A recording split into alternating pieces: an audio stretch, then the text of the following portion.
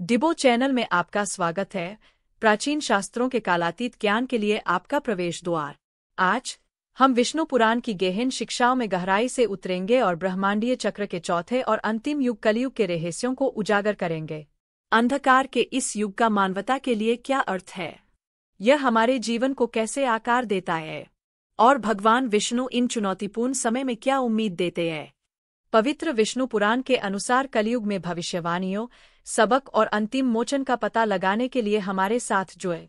विष्णु पुराण प्राचीन हिंदू शास्त्रों में से एक, युगों के ब्रह्मांडीय चक्र के चौथे और अंतिम चरण कलयुग का विस्तृत विवरण प्रदान करता है।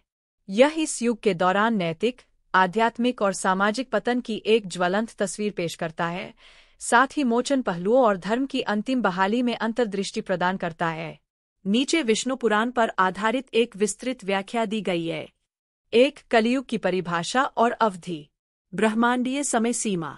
विष्णु पुराण के अनुसार कलयुग 4,32,000 मानव वर्षों तक फैला हुआ है, जो इसे 4 युगों में सबसे छोटा लेकिन सबसे चुनौतीपूर्ण युग बनाता है। कलयुग की शुरुआत। ऐसा कहा जाता है कि यह उस समय शुरू हुआ जब भगवान कृष्ण ने 3102 ईसा पूर्व के आसपास पृथ्वी को छोड़ा था। यह द्वापर युग के अंत और कलयुग में संक्रमण का प्रतीक है। 2. कलयुग की विशेषताएं। विष्णु पुराण में कलयुग में मानवीय मूल्यों, नैतिकता और आध्यात्मिकता के पतन का विशद वर्णन किया गया है, जिसे अंधकार और अराजकता के समय के रूप में देखा जाता है। नैतिक और नैतिक पतन। धर्म का क्षरण। धर्म, जिसे बैल के रूप में दर्शाया गया है, 3 पैर खो देता है और केवल एक पर खड़ा होता है। यह सत्य, करुणा और धार्मिकता के लगभग पूर्ण पतन का प्रतिनिधित्व करता है। झूठ का प्रचलन। झूठ और छल समाज पर हावी हो गए हैं, ईमानदारी और निष्ठा की जगह ले रहे हैं। लोग नैतिक आचरण पर व्यक्तिगत लाभ को प्राथमिकता देते हैं। बड़ों और शिक्षकों का अनादर।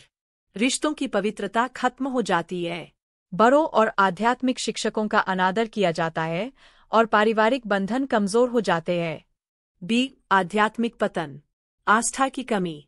लोग दैवीय शक्तियों पर विश्वास करना बंद कर देते हैं और धार्मिक प्रथाओं की अवहेलना करते हैं। धार्मिक संस्थाओं का भ्रष्टाचार। मंदिर और आश्रम भौतिकवाद के केंद्र बन जाते हैं और आध्यात्मिक नेता लोगों का मार्गदर्शन करने के बजाय धन और शक्ति पर ध्यान केंद्रित करते हैं। बलिदान और अनुष्ठानों का पतन। पारंपरिक वैदिक प्रथाएं कम हो जाती है और अनुष्ठान बिना समझ या ईमानदारी के किए जाते हैं।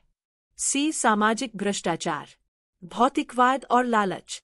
सफलता का एकमात्र पैमाना धन बन जाता है। भौतिकवादी गतिविधियों के लिए नैतिकता और धार्मिकता का त्याग किया जाता है। समाज का विघटन। चोरी, हिंसा और शोषण में वृद्धि के साथ व्यापक अराजकता है। अन्याय और अराजकता। राजा और नेता अपने लोगों की रक्षा करने के बजाय व्यक्तिगत लाभ के लिए उनका शोषण करते हैं। न्याय अमीर और शक्तिशाली लोगों के लिए एक वस्तु बन जाता है। भौतिक और पर्यावरणीय परिवर्तन। जीवन काल में कमी। पहले के युगों की तुलना में मानव जीवन काल में उल्लेखनीय कमी आई है। सत्य युग में लोग हजारों साल जीते थे। कलयुग में यह घटकर सिर्फ 100 साल या उससे भी कम रह गया है। प्रकृति का एहसास। नदियां सूख जाती है, पेड़ फल नहीं देते और मौसम अनिश्चित हो जाते हैं।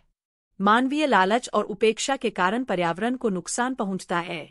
3. कलयुग में भगवान विष्णु की भूमिका।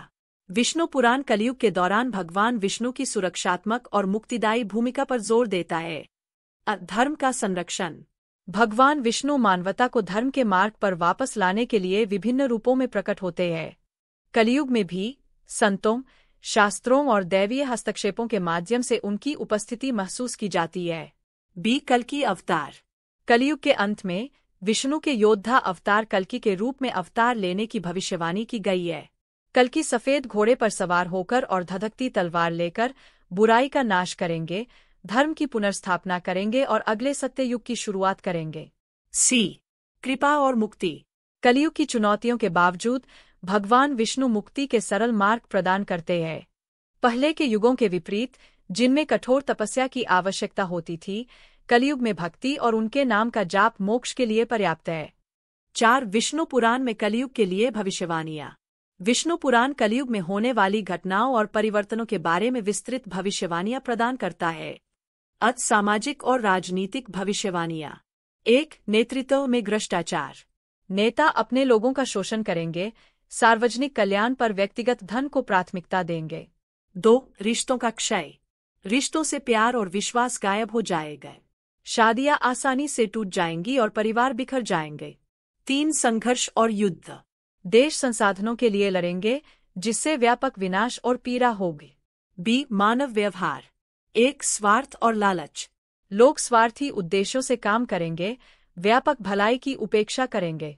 2. करुणा का नुकसान। सहानुभूति और दया दुर्लभ हो जाएगी।